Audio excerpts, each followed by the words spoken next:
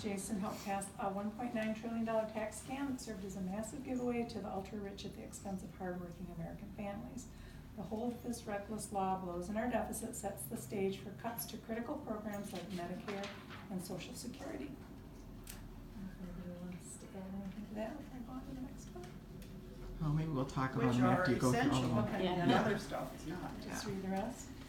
So Jason and Republicans in Washington seem to have an obsession with giving even more back to the wealthy and powerful, even as so many Americans struggle to make ends meet. That's exactly what this tax scam was about, and there's no greater proof point that Vern Buchanan, one of the wealthiest members of Congress, who literally purchased a multi-million-dollar yacht the same day he voted to give himself a huge tax break. That's why we're here today, to deliver this toy yacht to Representative Lewis. We don't want him to feel. We don't want him to feel left out. You know. I- Now I maybe he kinda already wish it was purchased a life yacht, size. but he I didn't kinda like wish it was brag. life He size. didn't Right. brag Not about now. it. So Right. yeah. It'd be nice to be out on the lake. To highlight the absurdity of this unfunded tax cut for billionaires, and it's not just this bill. Representative Lewis has consistently put the yacht owners of the world ahead of his own constituents. We deserve a representative who will actually stand up for everyone in our district, not just special interests. There are so many critical issues that must be addressed that impact this community deeply. Yet this Republican Congress has spent all their time trying to take away people's health care and cut taxes for the wealthy, who have never been doing better than they are today. We hope Representative Lewis will enjoy his yacht. We'll be working every day between now and November 6th to ensure we elect Angie Craig, who will actually fight for us. So as much as we want to use some humor, because we always think that's better than anger, obviously we're really upset about what these costs are doing to the budget. I mean, I used to teach basic math to my kids. You can't spend more than you take in, because at some point it's going to catch up with you, and they're taking in a lot less when we already had a deficit. And what I'm afraid of is that it's going to be cuts to the programs that people need the most, that people are relying on, like Medicare and Medicaid, that aren't like special things that the government gives us. We've been paying into them all this time, every paycheck. And so we need representation that really takes that seriously, takes spending the money seriously. We can have some fun with it. We are always peaceful and kind. We were going to come up with songs, but we decided we were short on that today. But the bottom line is the issues are deadly serious, because it's going to affect all of us at one point or another. And so we need representatives. That's what we pay them for, is to represent us and to always make decisions that are in all of our best interests. And when someone can go out and buy a yacht because they can predict how much extra money they're going to have in their pocket, that's just appalling, and certainly not what our democracy is supposed to be about. Right. And the story always is, that the Republicans tell, is that we're going to reduce taxes on the wealthy, and that's going to create more jobs, and it's going to trickle down to the masses, and that never happens. And wages are actually down now, and that hasn't been happening since Reagan. And so we're tired of that argument. It's not true. It's a fake. And I have some comments about tweets that Representative Lewis has posted on social media. I don't know your name. I'm done. Hi, Don. I'm Howard. So on July 20th, can I call him? I've been invited to his Christmas party, so I can call him Jason, right? So Jason posted, again, touting and so proud that utilities are cutting their rates, and that in Minnesota residents will benefit because NSP is cutting rates and Otter Tail Power is cutting rates. Now the odd thing is NSP, Northern States Power, hasn't been in Minnesota for about 20 or so years. There is an NSP. So not a huge benefit to any of his constituents. Well, there is an NSP in Michigan, MI, MN, I mean, it's pretty. So if one of us could afford a lake home, A maybe lake it would home in impact Upper us. Michigan, Yeah. in the Yeah. UP. Okay, so NSP in Michigan does not benefit Minnesota residents. Otter Tail Power does exist in Minnesota and serves residents of Minnesota and a couple of other states. Their rate decrease request was for residents of South Dakota. It was very easy to find. I just went to the link that was posted.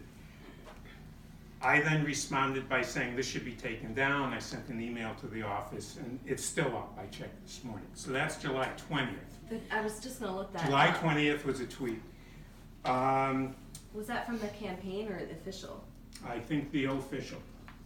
On July 23rd, Jason posted a link to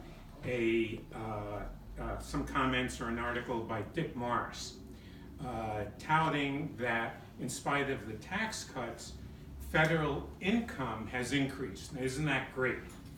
Again, going to the link provided in Dick Morris's post, there's an interesting thing you find that's buried, and it was buried in the article in Sunday's Star Tribune paper about the changes in federal income. So when you take a look at income taxes paid by corporations compared to income taxes so far paid by individuals as a share, and I just made a very bad pie chart drawing,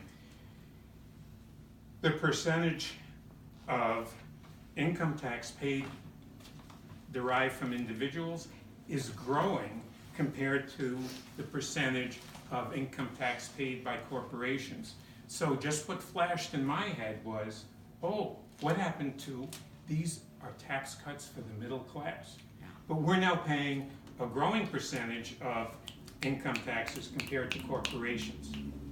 Geez, where's the tax breaks for middle? That's what Representative Lewis said. It's what the Texas House Ways and Means guy said. I forget his name. It's our middle class tax cuts, middle class tax cuts. It's what Ryan, yada, yada, yada, middle class tax cuts. Well, it's not working so well. And the scary part is the third middle part. class is disappearing And the because third of the income. Thanks for the, yeah. Oh, is that read it? Yeah, thank you. Segue. Okay, there's a third point. I probably have more, but I'll stick to just a few. A third point, again, what do we hear from Representative Lewis? Oh, wages are increasing, isn't this so great? Oh, however, when you consider inflation, what is happening to wages for Americans? Oh, it's actually declining. Real wages, the amount of money, what they can get for goods and services is declining because of inflation. Now, there are a lot of issues, factors contributing to that. Obviously, there's a tax cut bill, there's a tariff, and a whole lot of other things that are going on that make it very more complicated. But what's so frustrating is he wants to make it very simple. This is the greatest thing. And all along, what I've said is he doesn't elevate the conversation. He doesn't consider stuff. This is some kind of narrow-mindedness that really winds up being pretty darn misleading. And today I just read something about Warren Buffett. I think most of you know that name from Berkshire Hathaway. And it's a long story. I have some connection, but anyhow, he's very worried about the economy because the valuation of the in the market of companies is way, way above what it should be. And that's making him as an investor and someone who's pretty savvy, knows what he's doing, makes him very, very worried. So when someone like Warren Buffett talks about that, I pay attention. And I would hope that Representative Lewis would pay attention as well and do things like get rid of that tweet about the utilities and the benefit to Minnesota residents, and to give a more nuanced review of the impact of the tax cut and jobs bill, because it isn't simply everything is great, look what we did. It's just very, very misleading.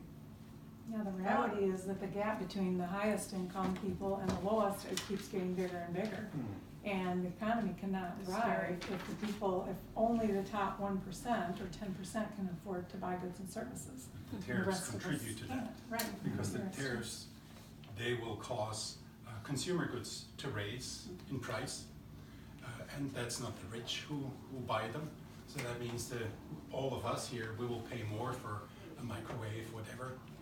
And on the other hand, then Trump has to pay out subsidies to the farmers to make up for the losses they make. So it's a lose-lose situation. And I think Congressman Lewis should speak out against these tariffs. I would like to speak to they're always going back to Social Security and Medicare and Medicaid, and we're gonna cut those. And it's just so unfair when the top people are so rich, they can go buy yachts and whatever. And Medicaid is keeping people alive who would die without that coverage. We have a friend in our group who's not here today, but her son had, I don't even know what, some kind of a brain thing when he was quite young. Yep. And he's had to rely on Medicaid his entire life to keep him alive. And how is that something they can even consider cutting? It's immoral. I want them to pay attention to the moral issues and care about people in their districts. Well, and I'm approaching retirement, and I don't have a job right now. So I, with no income, I'm looking at paying $700-800 a month to get COBRA. And I don't have that kind of money to pay for COBRA. And then I'm also worried about what's gonna happen to my IRA, because stocks are overvalued. And if that bubble bursts, that's my retirement. So then we're talking about cutting Social Security and Medicare like it's an entitlement, but we've been paying into that. I've been working since I was a teenager, paying into that. So that's not an entitlement, that's money that I earn. Well, and then, So- But you forget that Paul Ryan's been dreaming of that since he I was know. Yeah. reading I Ayn Rand's know. well, Fountain. but then when you add in the legislation that took away a lot of the financial protections that had been put in place after the last financial collapse, they're rescinding on those. I mean, there's a lot of underlying things that are going on too, and that's frankly what scares me, because there's so much focus on Trump and the tweets and all the rest of that stuff, which is important. You know, Russia is important, it is real, it's not a hoax. But I'm looking at all the legislation that Lewis has voted for that has a direct impact on all of us, on our health, on our environment, on our wealth, whatever wealth we have left. So, I mean, he needs to know we're really paying attention. I mean, this is a really informed electorate, and so that's why, like, Howard gets really upset when he sees a tweet where when he goes to the link in the tweet, you can prove that the tweet is not accurate. So, you know, I think that's part of what we keep imploring him to do too, is to have a higher standard for himself and how he represents us. Because when he speaks, he's supposed to be speaking for us, and we don't agree with a lot of the things he's saying, and it's a bad reflection on us. When my brother in New York is sending me articles that he's reading about Jason Lewis, and he's in New York, I'm like, how does this bode well for the incredible people that are my neighbors, that are part of my community, that's how we're being represented. So that's on top of everything else, that's a huge concern, because it's all tied in, because it talks about whether you have compassion and ethics. You know, I have messaged, I don't know how many times, about what the plan is to reunite those immigrant children with their parents, that they might, I can't even imagine any human being thinking that was okay. Right. And the fact that he hasn't come out with any clear plan, clear statement, stood up, showed courage. That's what we need in elected officials now more than ever, is courage to stand up and say when something is wrong, and here's what I'm going to do about it. Maybe he's been to the border. I know other representatives have, but I haven't seen anything about it. He did make a statement on that issue. Was that before or after he was calling young women sluts? Well, that was after, because that was several years, I mean, that was years ago as a We'll see. provocative talk show host. Yeah. Which is another Yeah. problem about, I mean, integrity, meaning where, I mean, what do we learn from parents, from clergy, from community leaders, teachers? I mean, it's about developing values by which we live, by how we act out by our actions and behavior, and we try to keep those in alignment. But saying it was 8 years ago, we've been over the, you know, it's old news, I was paid to be provocative. Well, if you believe those comments, say it. If you don't believe them, to say I was paid to be provocative is a pretty shallow statement.